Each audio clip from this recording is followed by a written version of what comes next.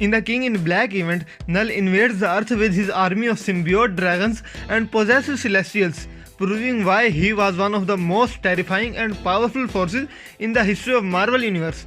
The Dark Creator and the God of the Symbiote killed the Sentry, took control of major heroes and covered the entire world in a massive planet-wide symbiote. For months, what remains of Earth's mightiest heroes have attempted to defeat the God of the Symbiote, but to no avail. Thankfully that all the changes in King in Black number 5, which stages a rematch between Venom and the Null.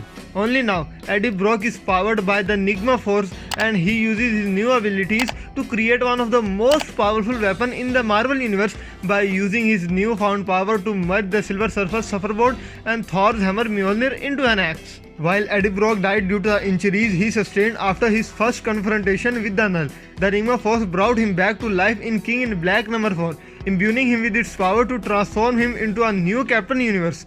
And in the event series final chapter, Eddie wastes no time to rejoin the fight.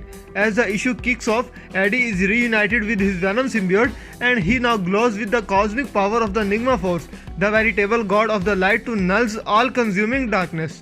On the battlefield, Venom faces Null, who is still armed with all black, the Necro Sword. Venom opts to fight with a weapon of his own, but he doesn't create a sword with his symbiote. Instead, he reaches out with both hands and he summons two powerful Marvel weapons to his side, Thor's hammer Mjolnir and the Silver Surfer's board. With his new cosmic abilities, he then fuses the two artifacts together to create something new, a massive battle axe with a glowing blade fashioned after the Venom logo. Venom wields his axe in battle against Null, and it quickly proves to be one of the most powerful weapons in existence of the Marvel Universe. After all, it combines the power of Thor and Silver Surfer. With this axe, Venom is able to slice through Null's symbiote dragons like they were butter, and he uses it to cut the head of a Dark Celestial with ease. If all that wasn't enough, the weapon's blade is even able to pierce through Null himself, and its properties allow Venom to rip all black the Necro Sword off of the god of the symbiote. With the villain separated from his main source of power and defense, Venom is then able to dispatch Null with relative ease. Venom's triumph over Null simply wouldn't have happened without his new weapon.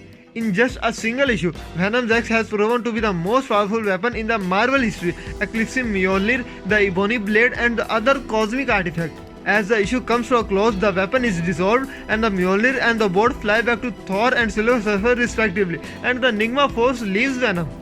If you like the video, don't forget to like, comment, share and subscribe. See you in the next video.